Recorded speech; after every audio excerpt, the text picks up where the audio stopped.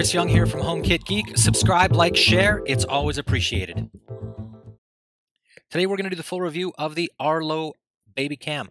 This is a cute little cam.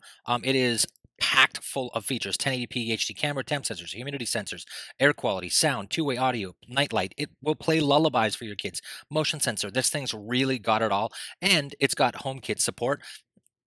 Sort of. We'll talk about that. Let's get going. So as you can see, this little guy comes with this cute little green rabbit outfit, and as you saw in the earlier image, it's available in like a little Dalmatian, a little cat as well. So it's kind of cute for the kids. So getting this out, it's a little camera, and it's kind of cute. The head actually swivels up and down as well as right to left. The feet, it's cute. Like, what more can I say? It's cute.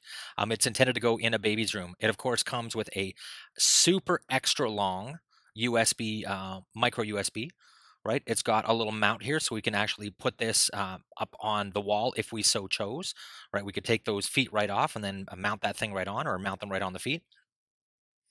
This thing is, as I mentioned, USB powered. Instructions, of course, come with this, right? It's got apps for Android, Amazon, as well as the iPhone, of course, HomeKit compatible. We've got a little wall stand there if you wanted to put it on there. Cute little puppy character, the baby kitten character, right? A touchscreen display is apparently available for this as well, although I did not look at that. So if we log into the device here and go through the setup, we're going to download the Arlo app, and of course we're going to choose the Arlo Baby. So this is the only Arlo camera currently that is HomeKit support at all. Of course, this does go in a baby's room, so they've got to give us that warning to say, you know, careful of strangling hazards. So make sure if you're going to put this in your kid's room, if this is really out of the way, because it's a really long cable, and I can definitely see kids getting themselves kind of twisted up in that. So we'll put in our username and password for our wireless ID. We're going to press and hold the sync button on the camera for about 2 seconds and then release. So I had a bit of trouble with this. I will be honest with that. I did have to go through this process a couple of times to get this up and running, but eventually it did work. And once that did work, pretty simple here. We have a QR code that is going to get generated, and basically we just hold our iPad or iPhone, whatever we're doing this on, right in front of the camera, and it's going to detect this and ask you if there's a little chime sound. So indeed, there was a chime sound. At that point, it starts discovering, connecting the device. We'll get the serial number. We can assign the time zone, which is important if you're going to be setting alarms. Like I said, this thing has the ability to do timestamps on the video, as well as the night light functions, those kinds of things. It's actually got a ton of features in it, which one of the things that's unfortunate about this is they only expose the camera into HomeKit. That's the only thing, not the motion sensors, not the air quality, the humidity sensors, none of that stuff, which was pretty painful. Right, so we go through, we've got a basic plan, subscription plan for this. We've got Premier, we've got Elite as well, which gets pretty expensive at $200, almost $200 a year. I'm guessing these are all US prices as well. I went for the free. I don't need much more than that, right? That'll support up to 5 cameras, right? It's all I needed, so that's what I went for. You know, above the professional plan, there's even an enterprise plan, which kind of makes me giggle a little bit to see, you know, think of these security cameras all over the place in somebody's place of business with little Dalmatian and cat and bunny suits on them. So I kind of chuckled to that one. I appreciate that. Of course, that would be for if you've got multiple cameras in the Arlo family, which I don't. I only have the one.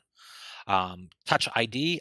This is a really nice touch. This allows me securely to get in and see what's going on my cameras, and takes advantage of the hardware platform and the Touch ID that Apple has given us on the iPhones, the newer iPhones and the newer iPads, which again, I like that, right?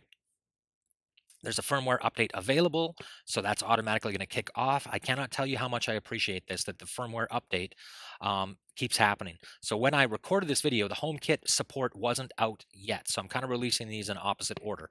But shortly after this, again, I got the Arlo Baby Cam. I upgraded the firmware, and then shortly thereafter, there's a new firmware upgrade that released HomeKit support for me. So I've been quite happy with how they've continued to add value to my device over time, and my investment in them is kind of protected that way. It's nice. I like it that. So through a little video magic here, I'm going to make the firmware update progress go a little bit quicker. So we will just zoom straight into there. There we go. Camera is not connected. So, which is, I get the motion detection after it's not connected. A little strange, but okay. Um, and then we just keep going through. It's going to come back in a couple of seconds. And there we go. You can see the image is about to come back, and you can see my laser egg and Cisco phone and Google Home. There's a few things on my desk, right? Again, the image is a little spotty right now because I'm definitely moving the camera around, so the keyframes are having a little bit of trouble adjusting. But once this goes stable, look at that. It's actually quite a clear image, which is nice. It's going to take me through this little tour. So I've got air sensors. So they'll give me the timelines and a 7-day history, as you can see. I've also got the ability to turn the night light on or off. I can look at all the different, the temperature, the humidity, the air quality. The air quality, I believe, is a CO2 sensor, if I'm not mistaken. I don't believe it's a volatile organic compound, a VOC sensor. Or actually, no, let me correct that. It is a VOC sensor. I do remember Arlo responding to that on Twitter.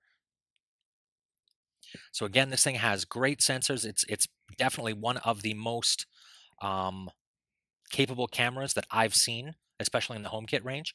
It's got everything, every sensor you could want in there. Problem is, it's not exposed to Apple HomeKit. So I'm hoping that Arlo really does a better job and enhances their support of Apple HomeKit and exposes the rest of these sensors. Other vendors have done it, like Philips Hue in the past. They've given us more over time. So I'm hoping that Arlo does the same thing. So you can see this is actually a cloud streaming here. It gives me the ability to check my videos in the cloud, replay them. So as an event goes off, the camera decides to record something and stream it. You can actually go back in and review for a 7-day period at least, unless you want to pay for the higher level subscriptions. You can review what was going on in the video at that point in time, which is pretty cool. This camera also does night vision. So I have gone back and turned on the tour again, so you can kind of go through and get the whole feeling here. Again, kind of cute. I got the dog, I got the cat, I got the bunny, and I've got a little mobile for the baby. You can see you've got alert settings, right? We've got the real-time monitoring with local streaming, so you've got that. It's always listening, so it's got sound monitoring as well, even when the phone is locked.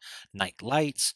So this actually has a little glowing body. The back of the device glows, so that's kind of nice. It's got a music player. It will play little lullabies, right? So like I'm saying, this device is really, really packed full of features. Air sensors, and again, we've got the volatile organic compounds, the humidity, the temperature, all the above. This thing has just about everything in there, including, like I said, the colored lights, right? Which we can go and we can change the color of the lights as we wish.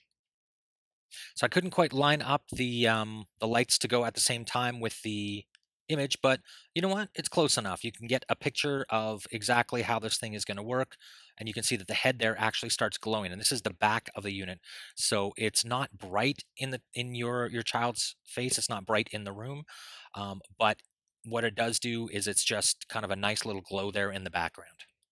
So the last thing I wanted to show you here is just the playlist component where we can get lullabies or white noise or nature sounds, right? You've got an auto timer of when to turn it off, right? This is pretty cool. This actually is takes that two-way speaker function and repurposes it to play lullabies for your baby or your child to put them to sleep. Like they really thought of everything with this device. It's just I'm really impressed with the functionality. The only major negative that I have with this is wow, would it have ever been nice of them to expose everything they could have to Apple HomeKit, which they still could in the future, right? That would be really awesome if they did that. But, they didn't. So with that, hope you guys have enjoyed the review. Please subscribe if you haven't already. Likes are always appreciated. And if you want to learn how to make your house a little smarter, please check out the Udemy course in the notes below. There is a coupon.